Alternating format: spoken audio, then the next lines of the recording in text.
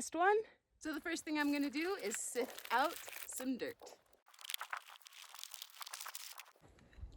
So now that I have my dirt sifted, I'm gonna start off with the jar test. I'm gonna fill it about halfway up with dirt and then add water to fill the rest of the jar. Put the lid on and shake it really well. So now we have all the dirt particles suspended in water. And now I'm gonna set it aside to give time for all the particles of dirt to settle out of the water. And that's gonna give me a rough idea of how much sand, silt, and clay is in this dirt. And of course, the next test is to actually make some mud. I wanna mix this mud to be really thick and peanut buttery. Test two. I think one of the best tests to see how well your mud will do in a mudding project is the snake test. You take a little mud, you turn it into a little snake, and you bend it into a circle.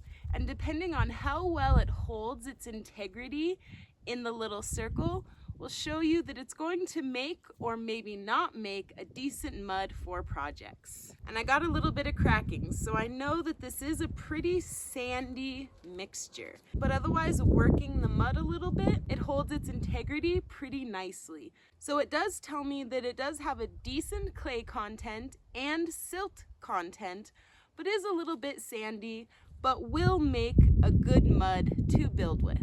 Snake test, passed. Test three. I'm just gonna take this funny little TV dinner thing and create a brick out of this mud. I'm gonna make sure that I'm really squishing the mud into this mold to make sure there's no air pockets. And then I'll use a little water to smooth out the top so I can see how the smooth mud surface dries. And now I'll make the puck. I like to make it between a half and an inch thick and somewhere around as big as my palm. If you're interested in building with mud, check out the link below for the full video.